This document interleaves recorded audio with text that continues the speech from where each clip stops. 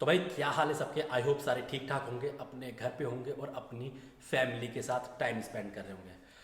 भाई लास्ट 6-7 सालों में अगर आपने डोमिनोज से पिज्ज़ा ऑर्डर करा है या फिर आपने एयर इंडिया के साथ ट्रैवल करा है ऑनलाइन टिकट बुक करके, तो बहुत हाई चांसेस हैं जो आपका पर्सनल डेटा है वो लीक हो चुका है। पर्सनल डेटा से मेरा मतलब है आपका नाम, आपका मोबाइल नंबर, आपका घर का एड्रेस, आपकी पासपोर्ट की डिटेल्स और आपकी क्रेडिट कार्ड की इन्फॉर्मेशन लीक हो चुकी है। तो भाई ये एक न्यूज़ है जो शायद मेरी स्ट्रीम मीडिया ने फिर से कवर नहीं करी ठीक से, लेकिन मैं आपको बता देता हूँ ये जो चीज़ें हैं, जो डेटा आपका लीक हुआ है, कितना आपको नुकसान दे सकता है इन फ्यूचर में, और किसने ये डेटा लीक करा है और कैसे आप इस डेटा लीक से अपने आप को फ्रॉड होने से बचा सकते हैं। तो भाई 16 अप्रैल 2021 की बात है। एक इजरायली बेस्ड साइबर क्राइम की कंपनी है जिसने ये बोला कि एक हैकर है जिसके पास 13 टीबी तक का डेटा है, जिसके अंदर बहुत सारी सेंसिटिव इन्फॉर्मेशन है, वो ऑनलाइन प्लेटफॉर्म पे लीक कर दी गई है एक हैकर के थ्रू। तो ये क्यों करा उस हैकर ने, मैं आपको पहले बता देता हूँ कि वो हैकर था जिसके पास ये 13 टीबी का डेटा था।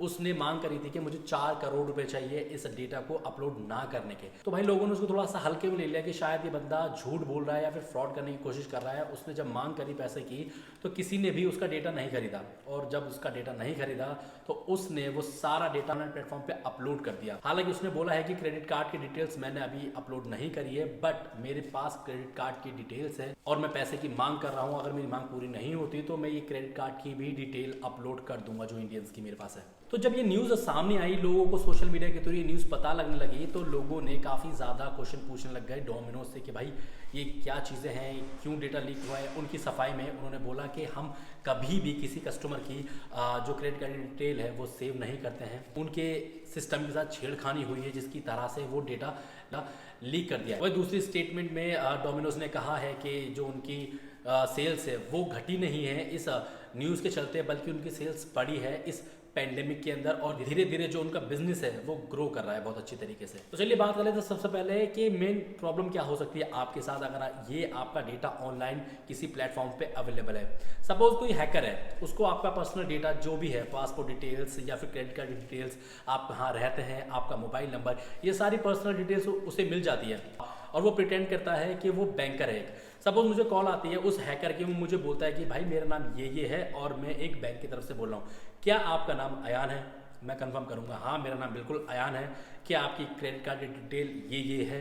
वो जब मेरी क्रेडिट कार्ड की डिटेल कंफर्म करवाएगा तो मैं बोलूँगा हाँ मेरी क्रेडिट कार्ड की डिटेल ये है, और मेरा जब वो एड्रेस कंफर्म करवाएगा तो मैं अपना एड्रेस कंफर्म करूँगा। जब ये सारी इन्फॉर्मेशन उसके पास होगी, कहीं ना कहीं मैं क्या, कोई भी किसी हद तक बिलीव कर लेगा कि शायद वो इंसान बैंक की तरफ से बोल रहा है। अगर वो मुझसे बोलेगा कि भाई बैंक आपका जो नंबर है वो टेस्ट करना चाहता है कि उस पर OTP रिसीव हो रहे हैं या नहीं हो रहे हैं, तो आपके नंबर पे OTP आया है, आप मुझे वो OTP बता दो।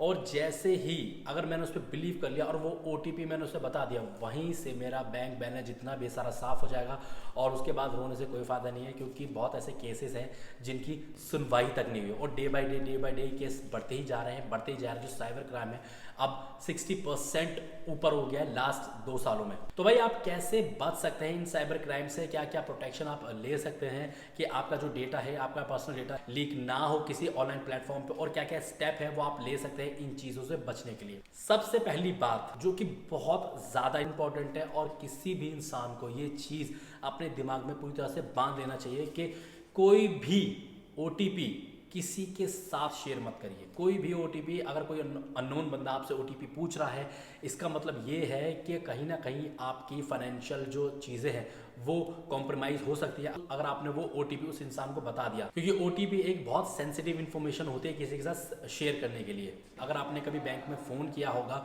कभी किसी कंप्लेंट के रिगार्डिंग, तो बैंक में जो IVR कॉल होती है वो भी आपसे बोलती है कि अगर कोई बैंकर आपसे को OTP मांगता है या फिर OTP पूछता है तो कभी भी OTP आप उसको मत बताइए, क्योंकि बैंक आपसे कभी भी OTP नहीं पूछता। तो भाई बैंक खुद बोल रहा है कि वो OTP कभी पूछता ही नहीं, और बैंक वाला फ्रॉड करके आपसे ये बोल रहा है कि मुझे OTP बताओ, तो साफ साफ झूठ बोल रहा है वो। तो अब बात कर लेते हैं स्टेप्स के बारे में कि किन किन स्टेप्स से आप ये फ्रॉड होने से बच सकते हैं। तो पहला स्टेप मैं आपको बता देता हूं कि कभी भी जो आपकी पर्सनल डिटेल है, सपोज अगर आप Amazon पे जाते हो कोई चीज़ खरीदने, उससे पहले आपको अपना अकाउंट बनाना पड़ता है साइन अप करने के लिए Amazon में। और जब भी आप साइन अप करो तो एडिशनल इन्फॉर्मेशन जो होती है कभी भी मत डालना। वो जो स्टार बना हुआ होता है ना, कभी भी मत डालना, यूज़ मत करना। कोई एक्स्ट्रा चीज़ें मत बताना उस प्लेटफॉर्म पे जो आपसे पूछ रहा है और वो ऑप्शनल में है कि भाई ये चीज़ बताओ या मत बताओ। कभी शेयर मत करना अपनी एक्स्ट्रा इन्फॉर्मेशन। जितना पूछा जाए उतना ही इन्फॉर्मेशन डालिए, बाकी की इन्फॉर्मेशन मत डालिए। दूसरी चीज़ मैं आपको बता देता हूँ कि कभी भी अगर कोई चीज़, कोई सेंसिटिव इन्फॉर्मेशन आप अपने फ़ोन में खोल रहे हैं, सफारी या फिर किसी भी गूगल ऐप के थ्रू, आपको लगता है कि यार ये मेरा ही फ़ोन तो है, चलो मैं रिमेंबर कर देता हूँ पासवर्ड, ताकि नेक्स्ट टाइम पे अगर ये मुझसे पासवर्ड पूछेगा मुझे बार बार टाइप ना करना पड़े, जब भी मैं जाऊँ उसके अंदर मुझे मेरा पासवर्ड वहीं पर मिले। कभी भी ऐसा मत करना। वो जो फ़ोन है, फ़ोन तो आपका है बट साइट आपकी नहीं है, क्योंकि साइट पे आप डेटा डालते हैं, आप जब रिमेंबर करते हैं वो डेटा उस साइट पे सेव हो जाता है और चांसेस बहुत ज़्यादा बढ़ जाते हैं आपका डेटा स्टोर होने का उस साइट पे, क्योंकि भाई अगली बार अगर वो साइट की इन्फॉर्मेशन लीक होती है तो आपका डेटा ऑलरेडी उसके अंदर है, आपका डेटा भी लीक हो सकता है। तो कभी भी अपना पासवर्ड या फिर यूज़र नेम रिमेंबर मत करिएगा।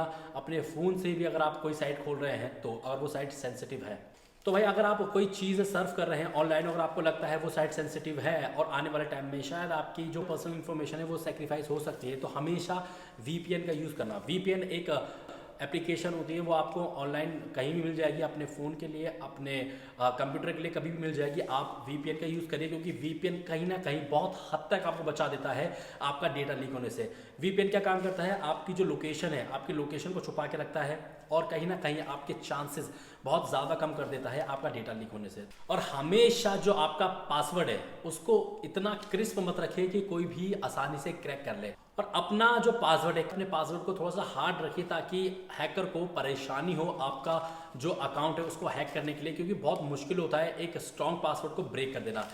एग्जाम्पल के तौर पे आपको समझा देता हूँ कि बहुत से ऐसे लोग हैं जो अमेजोन पे या फिर किसी भी ऐसी साइट पे, ऑनलाइन साइट पे, पिज्ज़ा की साइट पे ऐसे पासवर्ड्स का इस्तेमाल करते हैं जो कि बहुत ज़्यादा इजी होता है। जैसे वो पासवर्ड डाल देंगे Amazon@123, Domino's@123, या फिर अपना नाम डाल देंगे @123। तो बहुत ज़्यादा आसान होता है हैकर्स के लिए ये पासवर्ड क्रैक करने का, और वो इस चीज़ के पैटर्न को तोड़ भी देते हैं। वो चीज़ सोचते हैं कि भाई इस बंदे ने ये पासवर्ड डाल रखा है तो पक्का उसने किसी और साइट पे @123 ही करके डाल रखा होगा। तो भाई वो सारे पैटर्न चेक कर लेते हैं और हाई चांसेस हो जाता है आपका डेटा ऑनलाइन लीक करने का। तो चलिए इस वीडियो का सेगमेंट को यहीं पे एंड करते हैं। आई होप आपको वीडियो पसंद आई हो, आई होप आपने कुछ वीडियो से सीखा हो, आई होप आप अपने आप को सिक्योर कर पाएंगे आपके साथ अगर फ्यूचर में कोई फ्रॉड होने वाला होगा उससे। तो चलिए मिलते हैं आपसे वीडियो के नेक्स्ट सेगमेंट में, तब तक घर पे रहिए, अपनी फैमिली के साथ टाइम स्पेंड करिए।